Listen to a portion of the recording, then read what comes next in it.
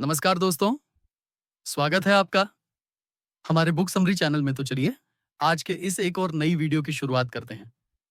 क्या आप जानना चाहते हैं कि आप लोगों की सोच से आजाद होकर जी सकते हैं? क्या आप चाहते हैं कि दुनिया की परवाह किए बिना आप अपनी जिंदगी को वैसे जिएं जैसे आप जीना चाहते हैं, बिना डर, बिना शर्म और बिना किसी बहाने के? अगर हाँ, तो आज की ये वीडियो आपके जीवन की दिशा बदल सकती है, क्योंकि हम बात करने जा रहे हैं एक ऐसी किताब की जिसने लाखों लोगों की सोच को जड़ से बदल दिया। The courage to be disliked, यानी नापसंद किए जाने की हिम्मत। ये कोई मोटिवेशनल किताब नहीं, ये एक गहराई से सोच बदलने वाली क्रांति है, जो न सिर्फ आपके अतीत के जख्मों को भरती है, बल्कि आपके वर्तमान को निखारती है और भविष्य को आजादी देती है। तो ध्यान से सुनिए, पूरी वीडियो देखिए, क्योंकि ये सिर्फ एक किताब की कहानी नहीं है, ये आपकी अपनी जिंदगी की सच्चाई है, जो आपने आज तक अनदेखी की है।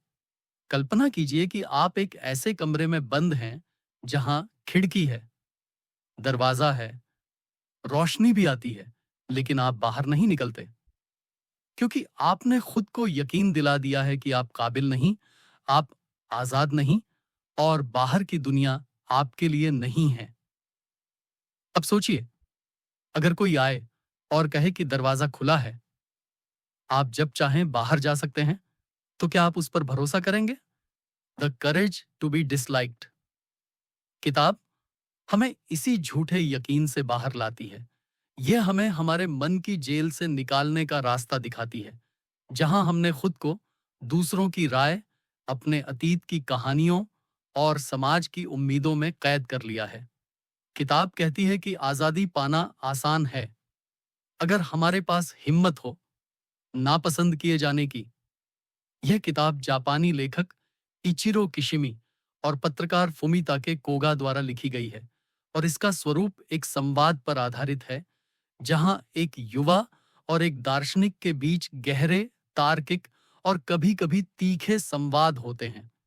यह फॉर्मेट इसे अलग बनाता है, क्योंकि इसमें आपको ज्ञान भाषण की तरह नहीं, बल्कि एक बहस, एक जिज्ञासा और फिर उसका उत्तर मिलता है। युवा अपने जीवन से परेशान है, अपने अतीत से बंधा हुआ है और इस दुनिया से निराश है।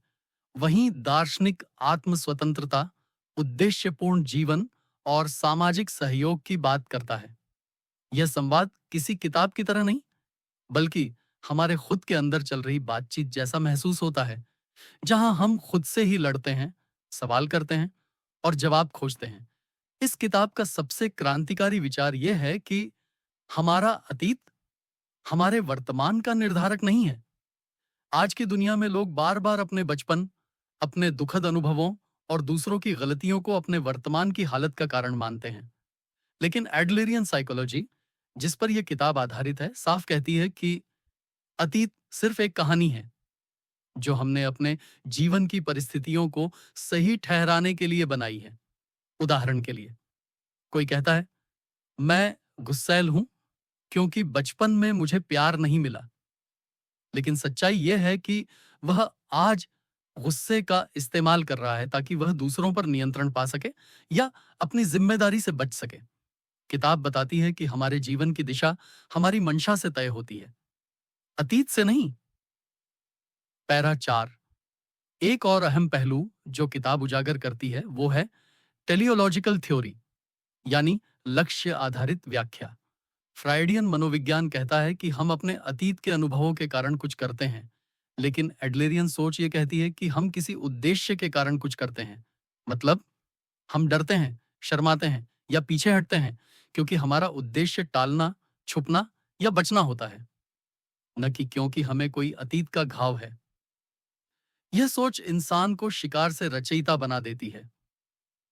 यह विचार शक्ति देती है कि मैं जैसा हूं वैसा रहने का कारण मेरा अतीत नहीं, मेरा खुद का चुना हुआ रास्ता है, और यह अपने आप में एक शक्तिशाली क्रांति है। किताब का एक महत्वपूर्ण अध्याय यह समझाता है कि हम अपने जीवन में अक्सर असल बदलाव से बचने के लिए बहाने बनाते हैं। जैसे कोई कहता है, मैं असफल हूं क्योंकि मुझे अवसर नहीं मिला, या मैं अकेला हूं क्योंकि लोग मुझे समझते नहीं। लेकिन दार्शनिक पूछता है, क्या आप सचमुच बदलना चाहते हैं? क्योंकि बदलना डरावना होता है, उसमें प्रयास चाहिए, जिम्मेदारी उठानी होती है और सबसे अहम, आपको खुद के खिलाफ जाकर जीना पड़ता है। किताब हमें हमारी सीमाओं के पीछे छिपे हुए बहानों से टकराने की हिम्मत देती है।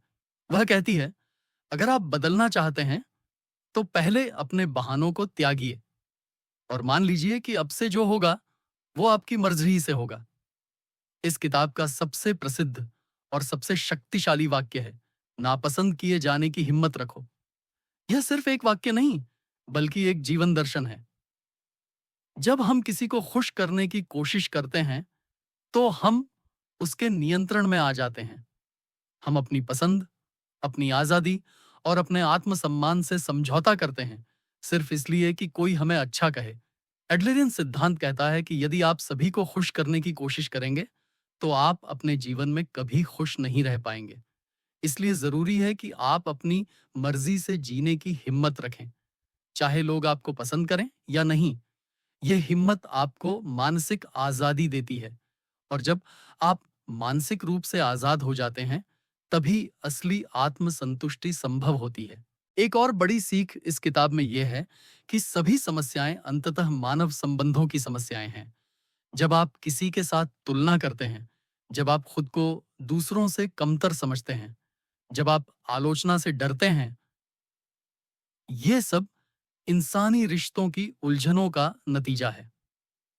एडलरिन मनोविज्ञान कहता है कि इंसान जब तक दूसरों से अपनी बराबरी, सम्मान और स्वीकृति के लिए लड़ता रहेगा, तब तक वह दुखी रहेगा।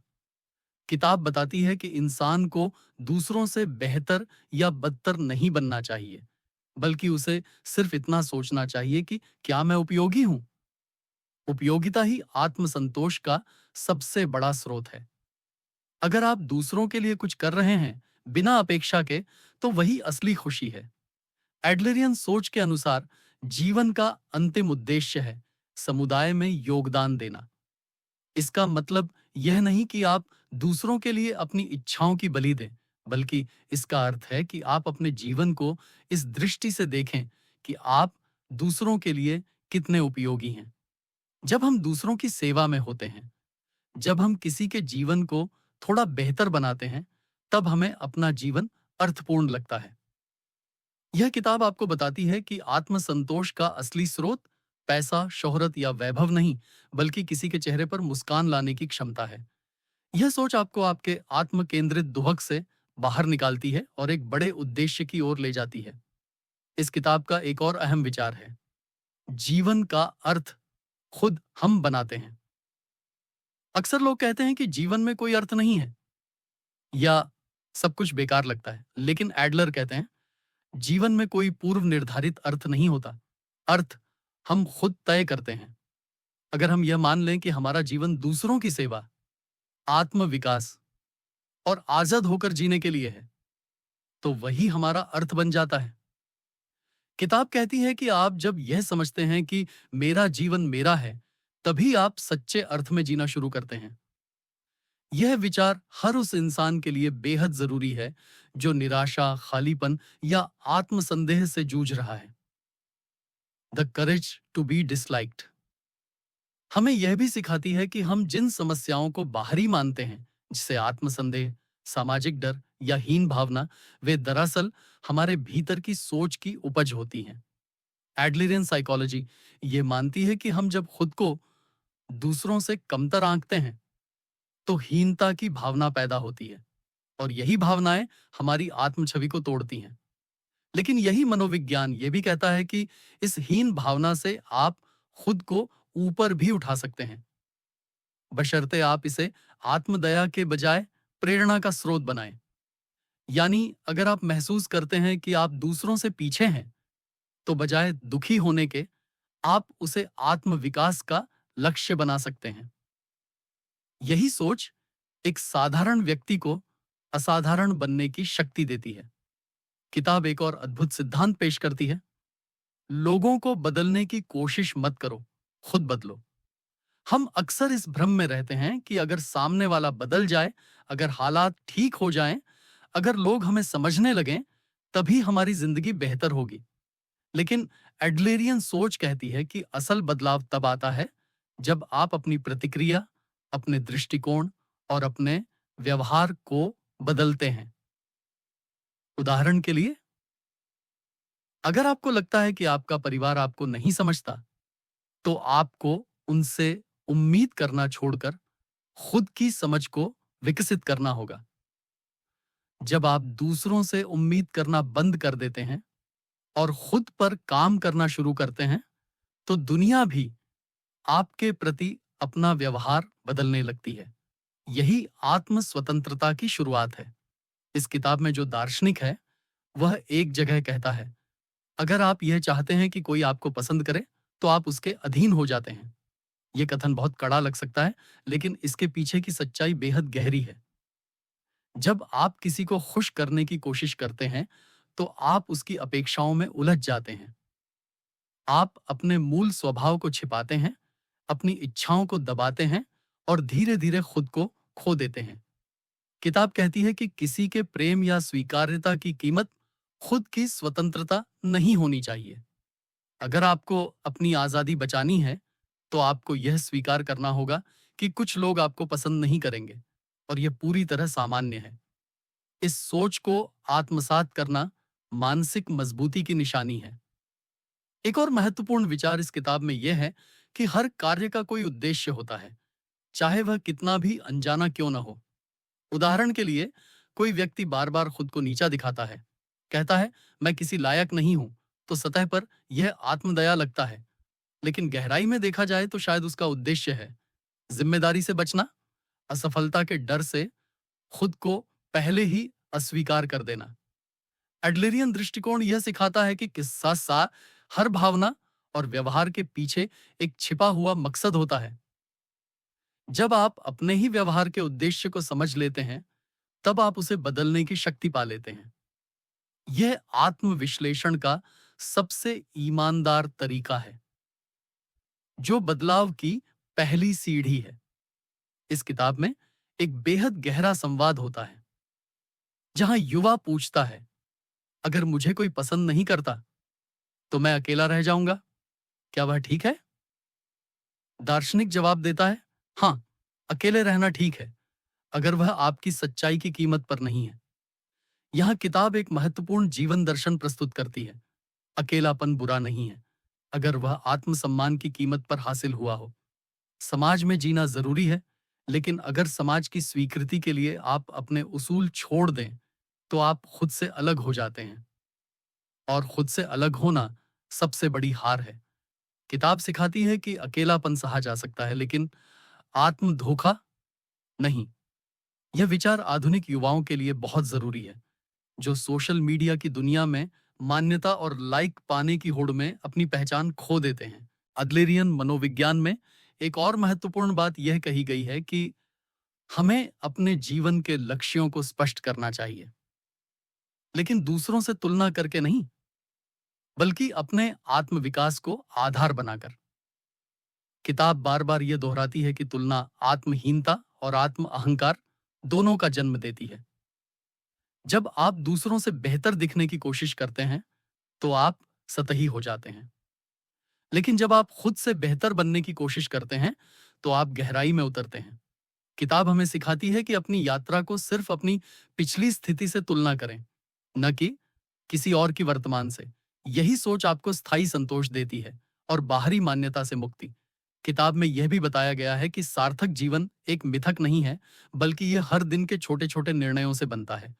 जब आप किसी की मदद करते हैं, जब आप अपने डर को स्वीकार करते हैं, जब आप किसी की आलोचना को बिना प्रतिक्रिया दिए सुन पाते हैं, तब आप एक सार्थक जीवन की ओर कदम बढ़ा रहे होते हैं। यह किताब बताती है कि आपको कोई बहुत बड़ा काम करने की जरूरत नहीं है। आपको केवल यही देखना है कि आज आप कितने ईमानदार हैं, कितने उपयोगी हैं और कितने स्वतंत्र हैं। हर दिन का ईमानदार प्रयास ही जीवन को महान बनाता है और यही आत्मसंतोष की असली कुंजी है। The courage to be disliked का मूल संदेश यह नहीं कि आप दूसरों से घृणा करें या अकेले हो जाएं। बल्कि यह है कि आप दूसरों की राय को सम्मान दें, लेकिन अपने जीवन की दिशा खुद तय करें। किताब कहती है कि अगर आप हर बार अप्रूवल की तलाश में रहेंगे, तो आप दूसरों की जिंदगी जीते रहेंगे। यह मानसिक गुलामी है। लेकिन अगर आप खुद से पूछें, क्या मैं जो कर रहा हूं, वो मेरी आत्मा के साथ मेल खाता है, तो आप स्वतंत्र सोच वाले बनेंगे। यही अंतर है एक फॉलोअर और एक क्रिएटर में। किताब हर पाठक को क्रिएटर बनने की हिम्मत देती है। किताब का एक अंतिम लेकिन बेहद शक्तिशाली विचार यह है कि आप जैसा सोचते हैं वैसे बन जाते हैं। यह विचार सुनने में जाना पहचाना लगता है, लेकिन एडलरियन मनोविज्ञान इसे व्यवहारिक स्तर पर समझाता है। अगर आप सोचते हैं कि आप कमजोर हैं, तो आप मौके से भागेंगे। अगर आप सोचते हैं कि दुनिया आपको स्वीकार नहीं करती, तो आप खुद को अलग थलग करेंगे। लेकिन अगर आप मान लें कि आप योग्य हैं और दुनिया में योगदान दे सकते हैं, तो आपका व्यवहार बदल जाएगा, आपकी सोच बदल जाएगी और आपकी जिंदगी भी बदल जाएगी। यही वह साहस है जिसकी बात किताब करती है, अपने सोच के दायरे को तोड़ने का साहस। एडलरियन सोच हमें बताती है कि जीवन का हर क्षण, हर परिस्थिति हमें दो विकल्प देता है। या तो हम डर, आलोचना और अपेक्षाओं के दबाव में जिएं, या हम स्वतंत्रता, जिम्मेदारी और आत्मसम्मान के साथ खड़े हो जाएं। The courage to be disliked. किताब में बार बार यह बताया गया है कि आपके पास हमेशा एक विकल्प होता है, और वही विकल्प आपकी नियति बनाता है। चाहे वो आपके परिवार के साथ संबंध हो, कार्यस्थल की चुनौतियां हो या निजी संघर्ष, हर स्थिति में आप तय करते हैं कि आप किस तरह प्रतिक्रिया देंगे। यह निर्णय ही आपके भविष्य का निर्माण करता है। किताब हमें यह समझने में मदद करती है कि हम सिर्फ अपने जीवन की परिस्थितियों के उत्पाद नहीं हैं, हम अपने विचारों और निर्णयों के निर्माता हैं। किताब के अंतिम हिस्से में दार्शनिक और युवक के बीच एक संवाद होता है, जो पूरे पाठ का सार निकालकर हमारे सामने रखता है। युवक अब पहले जैसा कड़वा, शिकायतों से भरा और निराश नहीं है, बल्कि वह आत्मनिरीक्षण से परिपूर्ण, स्पष्ट और निर्णायक हो गया है। वह समझ चुका है कि बदलाव बाहरी दुनिया में नहीं, बल्कि भीतर से आता है। इस बदलाव की प्रक्रिया में उसने यह भी सीखा कि आलोचना से डरना एक मानसिक कैद है और नापसंद किए जाने की हिम्मत असली आजादी है। यह दृश्य, जहां युवक मुस्कुराकर कहता है, अब मैं जीने के लिए तैयार हूं, हमारे भीतर भी एक हलचल पैदा करता है। हम खुद से यह सवाल करने लगते हैं, क्या मैं वाकई अब तक खुद को सीमित कर रहा था? एडलर की विचारधारा इस बात पर जोर देती है कि सहयोग, आत्मस्वीकृति और जीवन में योगदान, यही तीन आधार हैं एक संतुलित और शांतिपूर्ण जीवन के। किताब कहती है कि कोई भी मनुष्य तब तक आत्मसंतुष्टि नहीं पा सकता जब तक वह अपने समुदाय, अपने परिवार या अपने परिवेश के लिए योगदान देने का अनुभव न करे। यह योगदान बड़ा नहीं होना चाहिए। एक मुस्कान, एक मदद, एक प्रेरणा, यही छोटी छोटी बातें जीवन को अर्थपूर्ण बनाती हैं। इस सोच से व्यक्ति अपने अकेलेपन, अपने उद्देश्यहीन भटकाव और अपनी हीन भावना से बाहर निकलता है। वह महसूस करता है कि उसकी उपस्थिति इस दुनिया में मायने रखती है, और यह एहसास ही उसे जीने की असली वजह देता है। किताब का सबसे भावनात्मक पक्ष यह है कि यह हमें अपनी गलतियों से भागने के बजाय उन्हें अपनाने की हिम्मत देती है। यह कहती है कि आप जो भी हैं, अधूरे, असफल, डरे हुए, वो सब ठीक है, बशर्ते आप उसे स्वीकार करके आगे बढ़ने की नीयत रखें। हम अक्सर सोचते हैं कि हमें पहले पूरी तरह ठीक होना पड़ेगा, फिर जीवन शुरू करेंगे। लेकिन यह किताब कहती है कि जीवन वहीं से शुरू होता है जहां आप आज हैं, जैसे आप हैं। आप जितना जल्दी खुद को स्वीकार कर लेंगे, उतनी जल्दी आप दूसरों को भी बिना शर्त अपनाना शुरू करेंगे। यही आत्मदया को आत्मसम्मान में बदलने की प्रक्रिया है, और यही एक सच्चे भावनात्मक रूप से स्वतंत्र व्यक्ति की पहचान है। किताब यह भी समझाती है कि जब तक हम दूसरों को दोषी मानते रहेंगे, तब तक हम खुद को पीड़ित मानते रहेंगे। लेकिन जैसे ही हम ये स्वीकार करते हैं कि हमारे जीवन की बागडोर हमारे हाथ में है, तो हम पीड़ित नहीं, कर्ता बन जाते हैं। ये संक्रमण ही वह क्षण है जब इंसान अपने अतीत से आजाद होता है। ये किताब न सिर्फ हमें वर्तमान में जीना सिखाती है, बल्कि हमें सिखाती है कि अतीत की जंजीरें सिर्फ हमारी सोच से बनी होती हैं और उन्हें तोड़ना पूरी तरह संभव है। यह विचार सिर्फ मनोवैज्ञानिक नहीं, बल्कि एक आध्यात्मिक जागृति जैसा लगता है, जो आत्मा को हल्का, आजाद और शक्तिशाली बनाता है। इस किताब का अंतिम और अत्यंत प्रेरक संदेश है, आज का दिन ही सबसे सही दिन है। दार्शनिक कहता है कि हम अपने जीवन की शुरुआत तभी करते हैं जब हम खुद को बदलने का साहस दिखाते हैं। यह साहस बहादुरी की तरह जोरदार नहीं होता। यह भीतर की एक शांत क्रांति होती है जो कहती है कि अब और नहीं, अब मैं अपनी शर्तों पर जीऊंगा। जब आप यह फैसला लेते हैं तो पूरी दुनिया आपको रोकने की कोशिश करेगी, लेकिन वही क्षण जब आप इन सब के बावजूद आगे बढ़ते हैं, वही जीवन की असली शुरुआत होती है। यही इस किताब की आत्मा है, बदलाव, स्वतंत्रता और अपनी आत्मा के साथ ईमानदारी। यदि हम the courage to be disliked के पूरे दर्शन को एक वाक्य में समेटें, तो वह यह होगा, अपनी आत्मा के प्रति सच्चे रहो, चाहे दुनिया कुछ भी कहे। यह वाक्य आधुनिक समय के हर उस व्यक्ति के लिए एक मंत्र है जो भीड़ में खो गया है, जो दूसरों की आंखों में खुद को तलाशता है, जो अप्रूवल की भूख में अपनी पहचान खो चुका है। यह किताब न तो आपको दुनिया से भागने को कहती है, न ही आपको बगावत करने को कहती है। यह आपको खुद बनने की अनुमति देती है, और खुद को पूरी तरह स्वीकार करना, यही वह शक्ति है जो हर मनुष्य को अंदर से पूरी तरह मुक्त कर सकती है। अब जब आपने इस पूरी कहानी को सुना, तो खुद से एक सवाल पूछिए, क्या मैं वाकई अपनी मर्जी से जी रहा हूं, या सिर्फ दूसरों की उम्मीदों पर खरा उतरने के लिए जिए जा रहा हूं? अगर आपके भीतर यह सवाल गूंज रहा है, तो समझिए कि बदलाव की चिंगारी जल चुकी है। इस किताब ने जो संदेश दिया है, उसे सिर्फ सुनिए मत, जीना शुरू कीजिए। क्योंकि जब आप खुद की सच्चाई से जीना शुरू करते हैं, तब दुनिया आपको असली इज्जत देना शुरू करती है। और याद रखिए, सभी को खुश करना संभव नहीं है, लेकिन खुद को खोना सबसे बड़ा नुकसान है। अगर ये वीडियो आपको पसंद आया हो, तो इसे शेयर करें, ताकि और लोग भी इस आजादी को महसूस कर सकें। और हाँ, चैनल को जरूर सब्सक्राइब करें, क्योंकि ऐसी ही गहराई वाली किताबों से हम हर हफ्ते आपके सोचने के तरीके को बदलने की कोशिश करते हैं।